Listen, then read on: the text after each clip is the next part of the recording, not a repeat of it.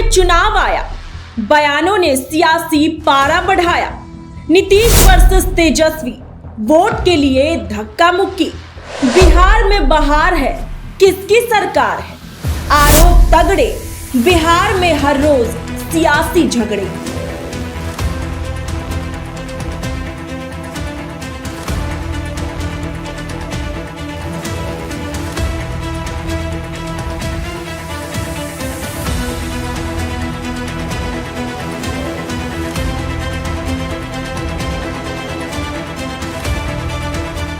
बिहार की राजनीति में इन दिनों सियासी भूचाल आया हुआ है। आरोपों की भरमार है, सियासत चरम पर है और हर कोई टकटकी लगाए बैठा है। पूरी खबर हम आपको बताएंगे, लेकिन उससे पहले स्वागत है आपका जीवन 24 के डिजिटल प्लेटफॉर्म में और मैं हूं आपके साथ ऋषु चौधरी। बिहार में एक तरफ बीजेपी और नीतीश कुमार की जोड़ी, तो वहीं दूसरी तरफ तेजस्वी यादव अपने सेना के दम मैदान में नजर आते हैं। ऐसे में महायुद्ध होना तय माना जा रहा है। वैसे तो नीतीश बाबू अपनी हरकतों के लिए मशहूर है। वो कभी राष्ट्रगान के दौरान अटपटी हरकतें करते हुए नजर आते हैं, तो कभी अधिकारियों से मजे लेते हुए दिखते हैं। लेकिन बीजेपी ने भी नीतीश बाबू को एकदम जकड़ा हुआ है। शायद यही वजह है कि तेजस्वी यादव लगातार नीतीश बाबू और बीजेपी के मजे लेते हुए नजर आते हैं।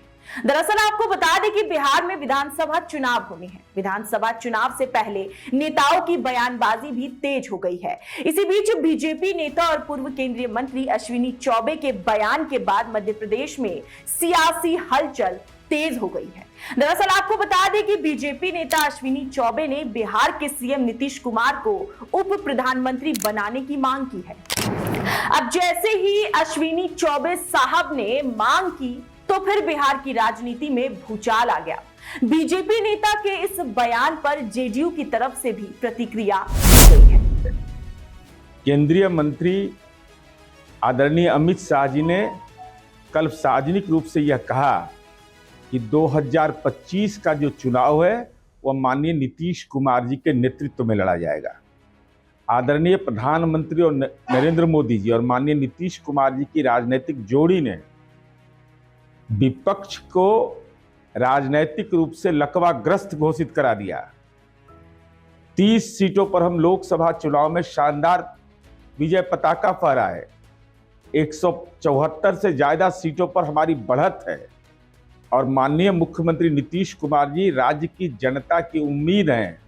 उम्मीद भरी निगाहों से जनता देखती है, जिसका भाजपा का केंद्रीय नेतृत्व हो, लोजपा का केंद्रीय नेतृत्व हो, राष्ट्रीय लोक मोर्चा का केंद्रीय नेतृत्व हो, ये तमाम सहयोगी पार्टियों को इस बात का एहसास है। बिहार फतेह के लिए हर कोई मशक्कत करता हुआ दिखाई देता है। कांग्रेस सांसद राहुल गांधी बिहार में उतर चुके, सड़कों पर खूब हल्ला बोल किया जा रहा है। माहौल बनाने में कोई भी कसर नहीं छोड़ी जा रही है। तो वहीं बीजेपी दूसरी तरफ चाणक्य अमित शाह भी चुनावी चक्रव्यूह तैयार करने में लगे हुए हैं। अब शाह किसको मात देते हैं ये तो समय ही बताएगा। लेकिन अमित शाह ने जब बिहार का दौरा किया था तो फिर सीएम नीतीश कुमार के साथ बैठक भी की थी, जिससे आप अनुमान लगा सकते हैं कि बिहार का चुनाव राजनीतिक दलों के लिए कितना अहम हो जाता है। बिहार में चुनावी मुद्दे की बात करें तो वक्फ कानून, रोजगार, बेरोजगारी, भ्रष्टाचार और परिवारवाद, तो ये मुद्दे हैं जिनके इर्द गिर्द बिहार का चुनाव होगा। देश में वक्फ कानून के बाद अब बीजेपी की पहली अग्नि परीक्षा बिहार में होगी। चूंकि बीजेपी से कोई खफा है तो कोई बेवफा नजर आ रहा है। देश में कानून को लागू किए जाने की मोदी सरकार ने अधिसूचना भी जारी की है। All India Muslim personal law board और जमात-ए इस्लामी जैसे संगठनों ने वक्फ कानून के खिलाफ आंदोलन का भी ऐलान कर दिया है। तो वहीं बीजेपी यह बताने में जुटी है कि नया कानून कैसे मुसलमानों के हित में है। ऐसे में वक्फ कानून की पहली सियासी परीक्षा बिहार में होने वाले विधानसभा चुनाव में होगी, जहां मुस्लिम मतदाता बड़ी संख्या में है। ऐसे में देखना है कि बिहार चुनाव में मुस्लिमों का सियासी स्टैंड क्या रहेगा। बिहार में दूसरा मुद्दा रोजगार होगा, चूंकि रोजगार को लेकर जमकर आर पार देखने को मिलता है। तेजस्वी की ओर से तमाम तरह के प्रहार किए जाते हैं और साथ ही दावे भी किए जाते हैं। ऐसे में जनता के दिल में क्या है ये तो समय ही बताएगा।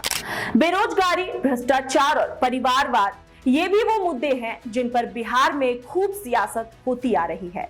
कोई नीतीश को टीश देने का काम कर रहा है तो कोई लालू के लाल पर भगवा गुलाल चढ़ाने का काम कर रहा है।